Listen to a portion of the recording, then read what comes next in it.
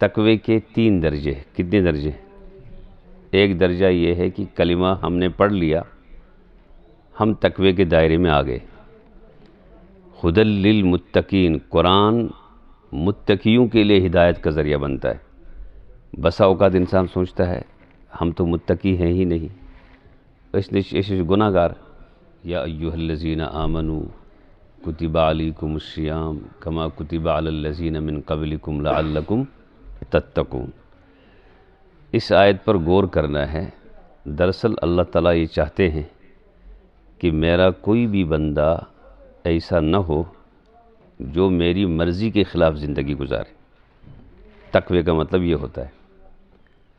تقوی کے 3 درجے. کتنے درجے؟ ایک درجہ یہ ہے کہ کلمہ ہم نے پڑھ لیا، ہم تقوی کے دائرے میں آ گئے. ہدی للمتقین، قرآن متقیوں کے لیے ہدایت کا ذریعہ بنتا ہے. بسا اوقات انسان سوچتا ہے ہم تو متقی ہیں ہی نہیں، اس لیے گناہ گار. تو گناہ گاروں کے لیے کیا قرآن ہدایت کا ذریعہ نہیں بنے گا؟ متقیوں کے لیے بنے گا؟ ایسا نہیں ہے. ہم سب الحمدللہ تقوی کے درجے میں آتے ہیں. تقوی کا پہلا درجہ ہے کلمہ پڑھنا، لا الہ الا اللہ محمد الرسول اللہ، اشہد ان لا الہ الا اللہ اشہد ان محمدًا عبدہ ورسولہ. جس مسلمان نے، جس شخص نے کلمہ پڑھ لیا وہ تقوی کے پہلے درجے میں آ گیا. تقوی کا دوسرا درجہ ہے کہ بڑے گناہوں سے خود کو بچانا، کبائر سے بچانا. تقریباً ہر مسلمان کوشش کرتا ہے کہ وہ کبائر سے اپنی زندگی کو پاک رکھے، اور جو اس میں کامیاب ہوا اس کو تقوی کا دوسرا درجہ حاصل ہو گیا. اور پھر ایک بڑا درجہ ہے وہ اللہ کسی کسی کو عطا کرتے ہیں. تو غرض تقوی کا مطلب یہ ہے کہ ہم ہر عمل میں اللہ کو حاضر ناظر رکھیں. یہ جو میں عمل کر رہا ہوں، رمضان کے روزے رکھ رہا ہوں، تراویح پڑھ رہا ہوں، سحری کھا رہا ہوں، افطاری کرنی ہے، قرآن سننا سنانا ہے، تلاوت کرنی ہے، پھر باہر جا کر دکانداری کرنی ہے، کاروبار کی کوئی بھی شکل اختیار کرنی ہے، آپس کے معاملات کرنے ہیں.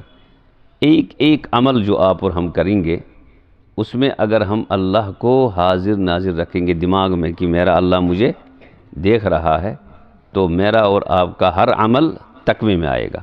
گویا کہ ہم نے ہر عمل میں اللہ کو شامل رکھا. اور جب تک ہم ہر عمل میں اللہ کو شامل نہیں رکھیں گے تو ہمارا کوئی بھی عمل قابل اعتبار نہیں ہے. خواہ وہ پھر نماز ہی کیوں نہ ہو. اگر نماز پڑھی مگر اللہ کے لیے نہیں پڑھی، روزہ رکھا اللہ دماغ میں ہے ہی نہیں، اللہ کے بارے میں تصور ہی نہیں ہے کہ روزوں کی پابندیاں کیا ہوتی ہیں، روزوں کے آداب کیا ہوتے ہیں، تو اس کا مطلب ہے روزوں کا ثواب نہیں ملے گا. زکوٰۃ دی، کچھ پتہ نہیں دے کیا رہے ہیں، کس کو دے رہے ہیں، نہ ضابطے پر عمل ہے، نہ نیت صحیح ہے، نہ ارادہ صحیح ہے. تو زکوٰۃ اتنا بڑا حکم ہے، انجام آپ دے رہے ہیں، اس کا بھی کوئی ثواب نہیں ملے گا. اس کے برعکس ایک شخص بیت الخلاء جا رہا ہے اور وہ پڑھ رہا ہے اللہم انی اعوذ بک من الخبث والخبائث، یہ سوچ کر کہ یہ محمد الرسول اللہ صلی اللہ علیہ وسلم کا دیا ہوا نظام ہے. پھر وہ اندر بیٹھتا ہے تو کچھ نہیں پڑھتا، پھر نکلتا ہے تو اللہ سے معافی مانگتا ہے، غفرانک، پھر پڑھتا ہے دعا الحمدللہ الذی اذھب عنی العزا وعافانی. تو علماء لکھتے ہیں کہ یہ جانا بیٹھنا نکلنا سب عبادت بن گیا. تو نماز عبادت نہیں بنے گی اگر نیت صحیح نہ ہو، باہر کا عمل عبادت بنے گا اگر نیت کیا ہو جائے، صحیح ہو جائے. ہمیں ہر عمل کو عبادت کے درجے میں لانا ہے.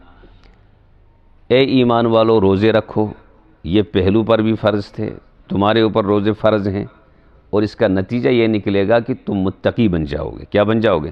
وہ کہ اصل اللہ آپ سے مجھ سے تقوی چاہتے ہیں. آپ سے مجھ سے اللہ یہ چاہتے ہیں کہ ہم اللہ سے ڈریں، ہم اللہ سے. لیکن ہم تھوڑا سا غور و فکر کریں، آپ اور ہم رمضان میں بھی اللہ سے نہیں ڈرتے.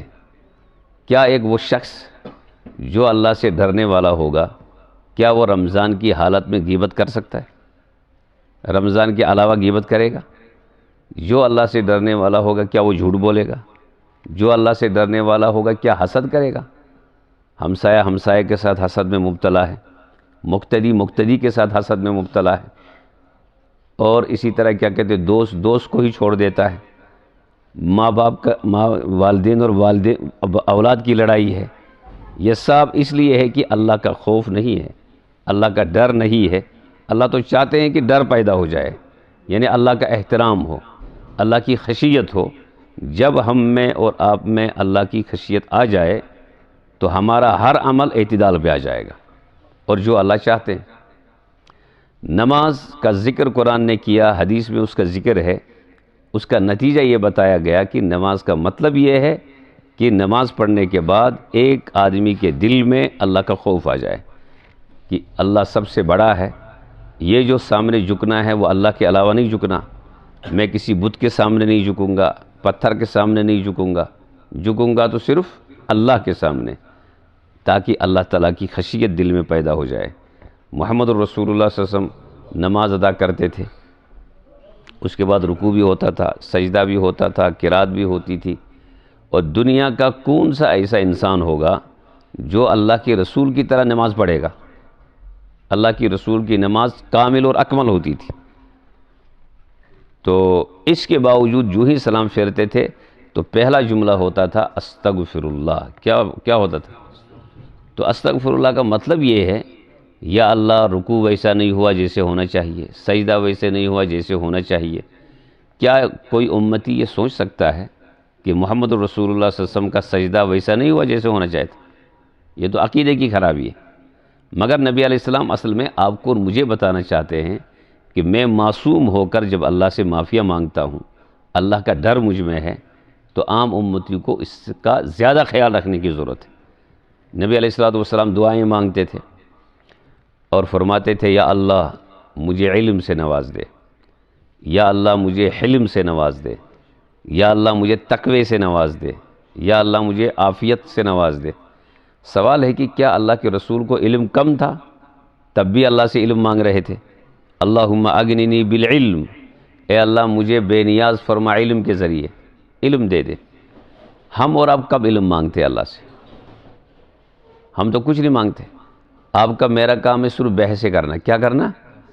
رمضان آئے گا تو 8 اور 20 کی بحث، صفو کی بحث، عام دنوں میں بھی کچھ بحثیں چلتی رہتی ہیں، اتنا ہی آپ کے پاس علم ہے میرے پاس ہے، اس کا بھی صحیح علم نہیں ہوتا۔ جو 8 کی بحث کرتے ہیں، 20 کی بحث کرتے ہیں، نہ وہ 8 پڑھتے ہیں نہ وہ 20 پڑھتے ہیں، اور پریشان ان کو کرتے ہیں جو بیچارے پڑھنے والے ہوتے ہیں۔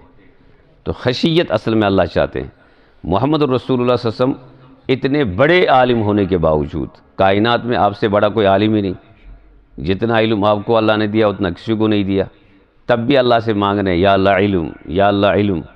اس کا مطلب ہے علم ایک وسیع نعمت ہے اللہ کی طرف سے، وسیع۔ جب آدمی علم کے میدان میں آتا ہے شروع میں وہ یہ سمجھتا ہے کہ مجھ سے زیادہ کوئی نہیں جانتا، جب وہ اور پڑھتا ہے تو اس کو احساس ہوتا ہے کہ نہیں، علم ایک بڑی چیز ہے۔ وہ جو پیچھے اس نے پڑھا ہوتا ہے وہ کہتا ہے وہ تو کچھ نہیں تھا، پھر تیسرے مرحلے میں جب آتا ہے تو پچھلے دونوں مرحلے وہ بھول جاتا ہے، اور چوتھے مرحلے میں آ کر وہ سمجھتا ہے کہ مجھ جیسا کوئی جاہل ہے ہی نہیں۔ یہ جو بحثیں کرتے ہیں نا امت میں، وہ لوگ ہوتے ہیں جو پہلے درجے میں ہوتے ہیں، جنہوں نے ابھی اردو کچھ پڑھا ہوتا ہے، کچھ کتاب 4-5 پڑھی ہوتی ہے، اور آج کے موبائل کے زمانے میں گوگل پہ چلے گئے ہوتے ہیں، تو 2-4 حدیثوں کا ترجمہ پڑھ لیا ہوتا ہے، تو اس سے آگے ان کو مجھے بڑھنا نہیں، تو بحثوں میں رہیں گے۔ روزہ بھی گیا، تراویح بھی گئی، سحری بھی گئی، اور غیبت میں پورے 24 گھنٹے گزرے۔ اس لیے اللہ کے رسول فرماتے تھے علم، صحیح علم نصیب فرما۔ صحیح علم سے کیا ہوگا؟ فضول بکواس نہیں ہوگی، فضول گفتگو نہیں ہوگی، ضرورت کے مطابق بات ہوگی۔ اور صحیح علم سے یہ ہوگا کہ جب آپ گفتگو کریں گے رمضان میں، غیر رمضان میں باتیں کریں گے، تو اللہ کا ڈر ہوگا شامل، اللہ کی خشیت ہوگی، اور ساتھ میں اللہ کے رسول علیہ السلام فرماتے تھے علم نصیب فرما، کہ یا اللہ مجھے علم سے مزین فرما، وزینی بالعلم۔ اس کا مطلب ہے علم کے بعد بڑی ضرورت ہے آپ کو مجھے کہ ہم بردبار بن جائیں۔ اگر کسی کو اللہ نے علم نصیب فرمایا، عہدہ نصیب فرمایا، منصب پر بٹھا دیا، پتہ چلا کہ یہ شخص منصب پر بیٹھا ہے صاحب علم ہے مگر سنجیدہ ہے ہی نہیں. جب سنجیدہ نہیں تو گویا کہ صحیح علم بھی اس کو نہیں ہے.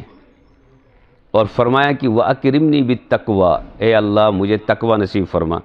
کیا کوئی دنیا کا کوئی انسان یہ کہہ سکتا ہے کہ محمد رسول اللہ صلی اللہ علیہ وسلم کو تقوی نہیں تھا؟ تب بھی تقوی مانگ رہے ہیں. یا اللہ مجھے اعزاز مجھے عطا کیجئے تقوی، اپنی خشیت. اور سب سے زیادہ ڈرنے والے تھے اللہ کے رسول اللہ کی ذات سے.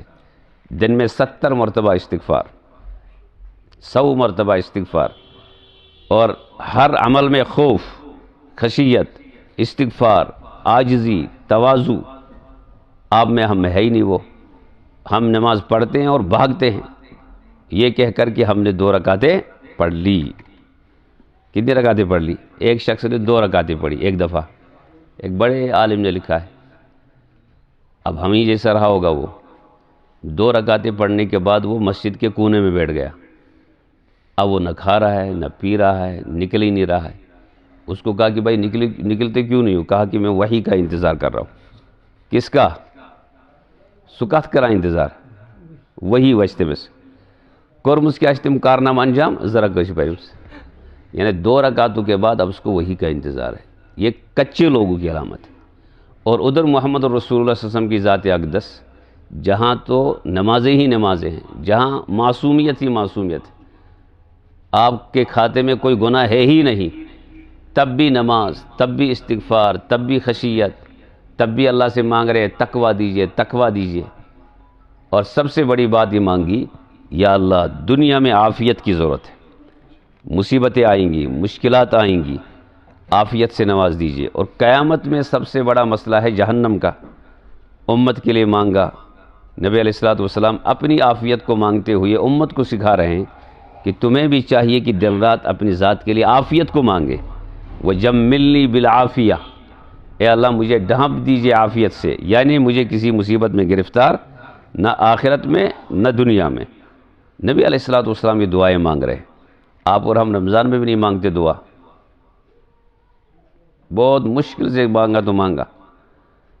نبی علیہ الصلوۃ والسلام نے ایک دفعہ دعا مانگا کرتے تھے، اللہم طہر قلبی من النفاق، اے اللہ میرے دل کو نفاق سے پاک فرما. تو کوئی سوچ سکتا ہے کہ نبی علیہ السلام کا دل میں نفاق ہو سکتا ہے؟ تو پھر کیوں مانگتے تھے؟ وہ آپ کے لیے میرے لیے کہ میں معصوم ہو کر اللہ سے مانگ رہا ہوں میرے دل کو پاک فرما، صاف فرما، نفاق نہیں جانا چاہیے. اس کا مطلب ہے امت کو تو بدرجہ اولا مانگنا ہے نا. لیکن آپ کا میرا معاملہ الٹا ہے. اس کیا چمنا ہم چھ منافق ہے، یہ ایک انسان چھ منافق، یہ ون اول کیا چپان یہ چھنا انسان ہے. ایک شخص جو ہے ایک دفعہ سگریٹ پی رہا تھا ایک بڑے عالم کے سامنے، وہ بھی رمضان میں، ماہ رمضان سمس دو علی چوان کیا سگریٹ. ایک بڑے سیر سے برو کر پتہ اس ونان مولوی صاحب اس گناہ گار. کیا اس ونان اس واریاہ گناہ گار. اب وہ مولوی صاحب بھی تیز تھے، اس نے کہا یہ اس مت شکا سٹی کن کین، تم تو میرے سامنے سگریٹ پی رہے ہو، تمہیں تو کوئی خوف نہیں اللہ کا، نہ انسانوں کا خوف نہ اللہ کا خوف. تو یہ خود غرضیاں ہیں. تو نفاق انسان کے دل میں آ جاتا ہے. منافقین کا ایک ٹولہ رہتا ہے. نبی علیہ السلام نے فرمایا نفاق بڑا خطرناک معاملہ ہے. اس لیے انسانوں کو چاہیے کہ نفاق سے اپنے آپ کو پاک کریں. اب اگر رمضان جیسے مبارک مہینے میں تقوی نہیں ہوگا، نفاق ہوگا، جھوٹ ہوگا، حسد ہوگا، بغض ہوگا، اناد ہوگا، تو رمضان کے روزے کہاں جائیں گے ہمارے؟ اس لیے نبی علیہ السلام نے فرمایا کچھ لوگوں کا روزہ صرف فاقہ ہوتا ہے، سحری کھائی پھاقا، افطار کیا، ثواب کچھ نہیں. ارادہ کیا شب بیداری کا، شب قدر، شب برات، اور پوری رات جو ہے وہ جاگتے رہے. پتہ چلا کہ ان کو پوری رات کے جاگنے کا کوئی ثواب نہیں ملا، صرف جاگتے رہے بس. کیوں؟ رات کو غیبتیں ہوتی رہی، انتشار ہوتا رہا، کھانا پینا ہوتا رہا، چکر وکر کو رک. باقی اللہ کے لیے کوئی کام رات کو، نہ روزہ اللہ کے لیے، نہ شب بیداری اللہ کے لیے، نہ زکوٰۃ اللہ کے لیے، نہ حج اللہ کے لیے. صرف اس میں خود غرضیاں ہیں. جب احکام الہی کے انجام دینے میں خود غرضیاں ہوں گی تو وہاں تقویٰ کہاں سے آ جائے گا؟ اس لیے لعلکم تتقون، متقی بننے کا مطلب روزہ رکھنا نہیں ہے، متقی بننے کا مطلب یہ ہے کہ تم روزہ ایسا رکھو یہ تمہیں تقوی کے اوپر لا کر کھڑا کر دے۔ اب وہ روزہ جو ہمیں غیبت سے نہ بچائے، وہ سحری جو ہمیں غیبت سے نہ بچائے، اور وہ افطار جو ہمیں غیبت سے نہ بچائے، روزے غیبتوں سے، جھوٹ سے، حسد سے نہ بچائے، اس کا مطلب ہے کہ ہمارے روزے رکھنے میں کوئی نہ کوئی کمی ہے۔ لڑائیاں تب بھی ہیں، جھگڑے تب بھی ہیں، نفس چونکہ لگا ہے۔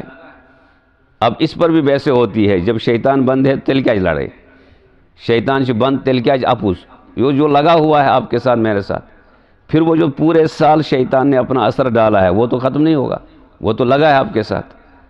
اس لیے ان بحثوں میں بھی جو مبتلا کرتا ہے شیطان اور نفس، اس سے بھی اپنے آپ کو بچانا ہے تاکہ تقوی آ جائے، تاکہ کیا آ جائے؟ تقوی۔